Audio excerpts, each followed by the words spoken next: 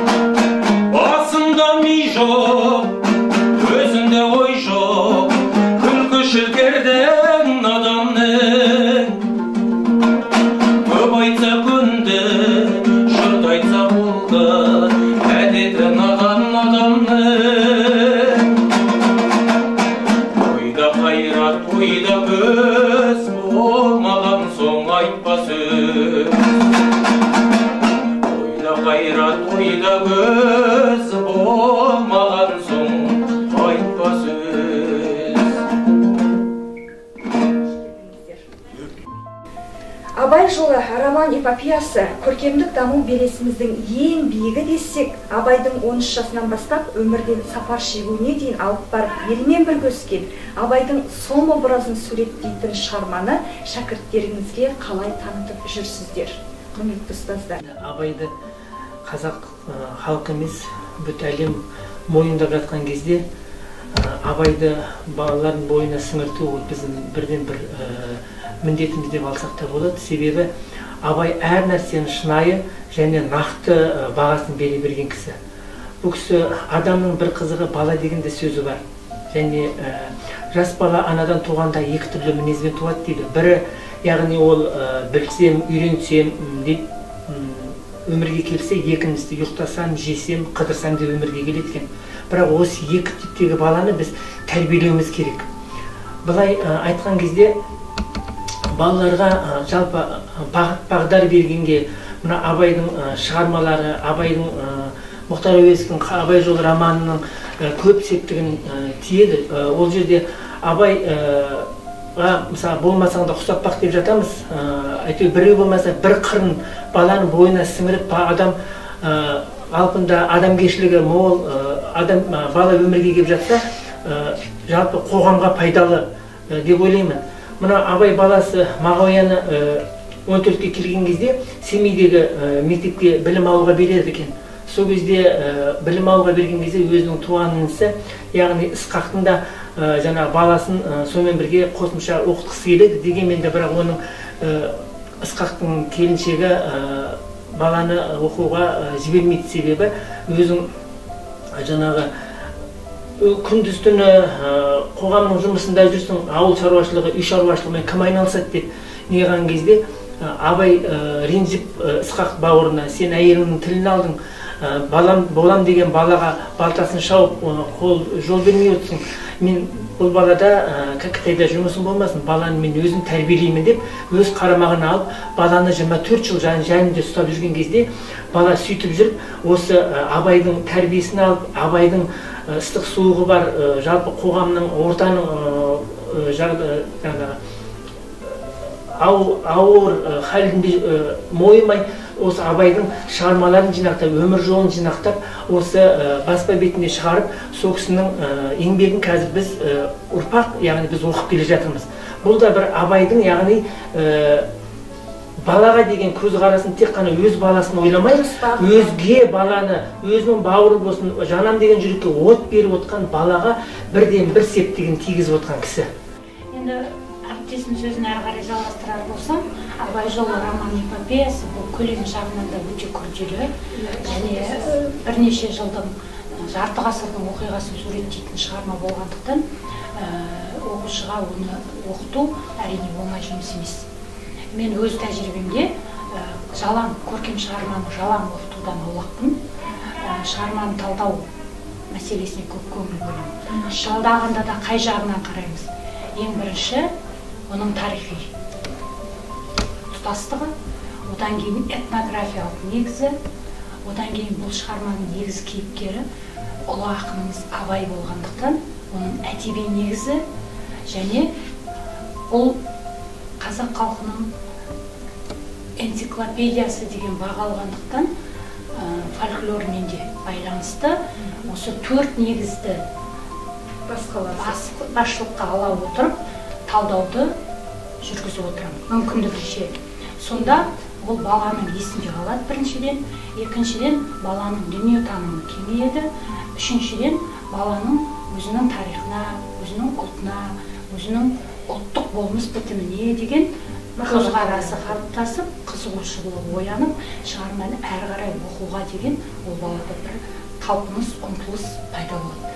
Менің жалпы өз тәжірибемде Абай жолына деген көзқарасым осылай. Мүмкіндігінше осылай болды. Өте тамаша, рахмет. Осындай ұстаздардың беріп жатқан керемет нұрлы білімін біздің шәкірттеріміз қаншалықты ойланып оқып, жүректеріне тоқи білді екен. Енді Қарақатқа сөз кезегін берсек, Қарақат, сен осы Абай жолы романын оқыдың, иә? Енді осы Абай жолы романын мазмұнын айту үшін бізге бір шама уақыт керек. Біздің бағдарламамыз жетпейді. Дегенмен романды оқи отырып, сенің қаһарманыңа, сүйікті кейіпкеріне айналған образ бар ма? Және ол қандай іс-әрекетін сенің есіңде қалды? Менің сүйікті кейіпкерім бірі ол Зере. Маған Зеренің немерелеріне, бала-шағасына, келіндеріне айтатын ақылы, өнегесі, өсиеті ұнайды. Мысалы, кезінде Құнанбай Зереден қатты емелейтін болған, оны мына көріністен байқауға болады. Камшатты Бөжейге беріп жүргеннен кейін Абай Камшатты көруге барады. Камшат қатты ауырып жатады. Оны Камшаттың ауырып жатқанын Абай Айғызға келіп айтады. Сонда Айғыз қатты жылап, қошақаным-ай, балапаным, сормаңдай жетімегім-ау деп қатты жылағанда, Құнанбай жа жетер деп, қысқарт деп қатты айқайлайды. Сонда Айғыз басылып қалады, жуаси түседі. Себебі ол Құнанбайдан қатты қорқатын. Міне осы көріністен мен Зеренің ақылдылығын, ананың балаға деген мейірімділігін көремін. Тамаша, өте жақсы. Отбасындағы ананың рөлі де бұл жерде қазір өте үлкен рөл алып тұр. Жақсы, енді біз аздап қиялдап көрейік, Қарақат, бізге осы романның бас кейіпкері Абай Құнанбаймен кездесуге мүмкіндік туып жатса, өзіңнің өз басыңа қажетті қандай ақыл кеңес сұрар едің ақыннан? Менің егер сондай мүмкіндігім болатын болса, мен Абай атадан қазіргі таңдағы жастардың бойында жоқ қасиет, шыншылдық пен адалдықты қалай бойымызға сіңіруге болады деген сұрақ қояр едім. Білімдіден шыққан сөз талаптыға болсын кез дейді. Әрқашанда сіз осындай талапты, білімді болуға талпынып жүре беріңіз. Тамаша. Келесі сөз кезегін енді ұстаздарға бұрсам.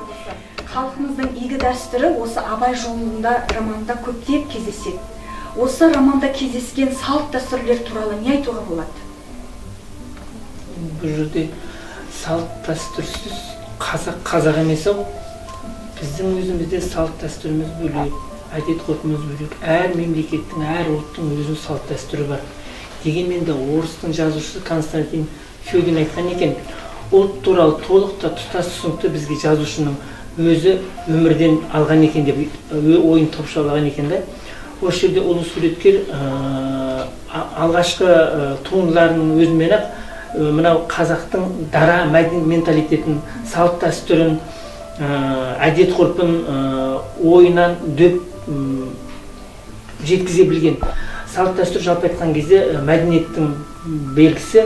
Бұл адамның, Мұхтар Әуезовтің Абай өмірінің шығармасында өзекті де болып отырған осы бірде-бір біздің қазақи менталитетіміз, яғни салт дәстүрімізді көп сол жерде көруге болады. Және ол жерде тек қана қазақтың салт дәстүрін бір-ақ бағыт немесе бірнеше немесе жалпы айтқан кезде қазақи әдет ғұрыпты жеке дара адамның бойына сіңіру мақсатында және соны сол көрермендердегі сол кейіпкерлердің бойынан көрсету мақсатында жазған.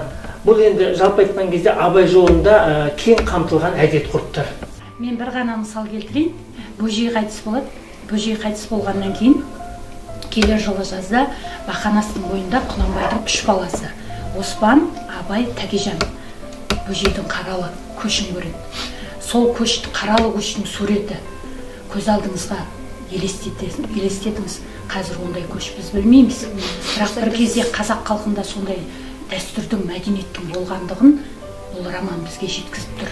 Сол жерде ана қаралы қыздардың киімі, ол қаралы қыздардың айтатын жоқтауы, олардың мінген атының рәсімделуі. Сол жерде мынандай нәрсе бар. Әйел баласы кимейтін бас киімді теріс қаратып киген қыздар деп суреттеледі да, бөжейдің қыздары бөжейдің бөркін теріс қаратып киіп келе жатады. Осы бір көрініс Әуезов қайдан алды бұны? 19 ғасырда мүмкін бұл көрініс болмады. Бірақ біздің түп негізімізде болған екен. Бұны Құрбанғали Халидтің 5 Тауарих Хамса деген шығармасы бар, 1910 жылы Қазаннан басылып шыққан.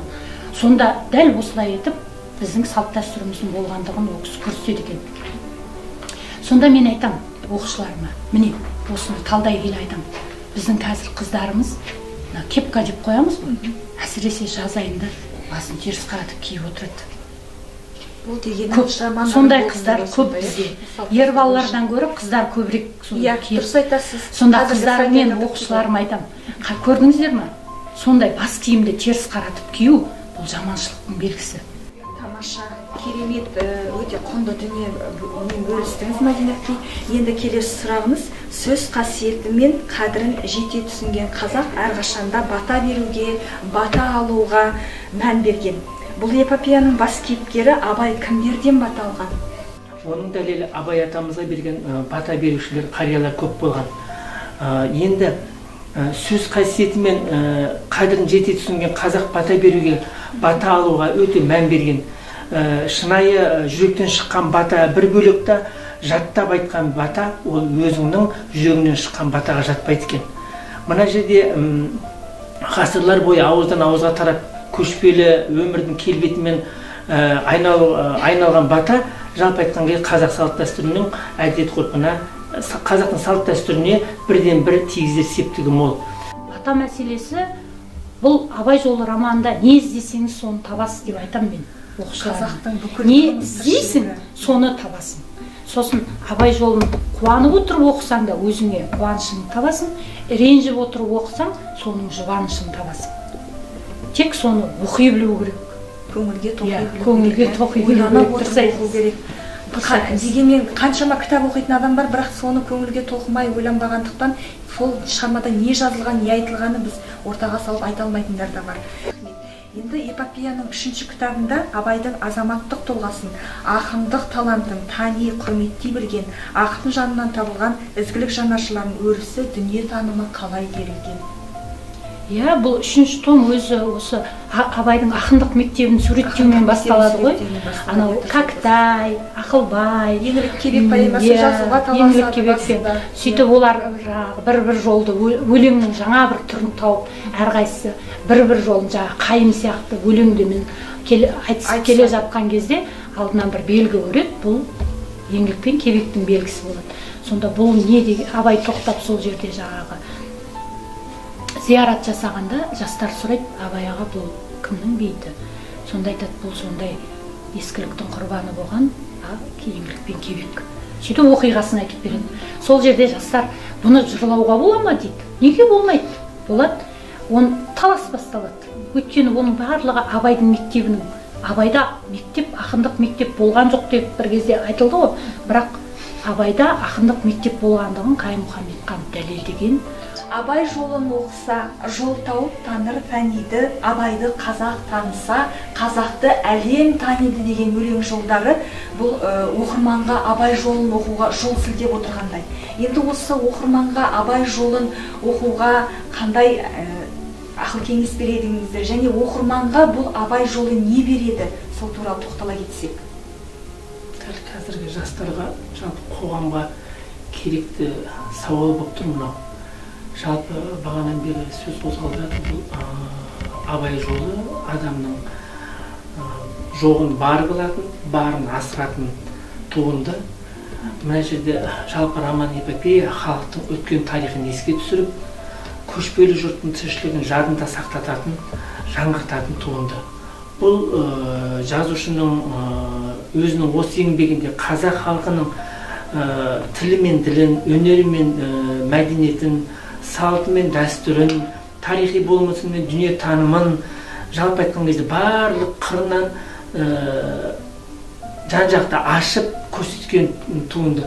Демек, роман эпопеяда кешегі қазақтардың тұрмыс тіршілігі, әдет ғұрпы, салт дәстүр ғана емес, сонымен қосымша күллі рухты сайратып тұр.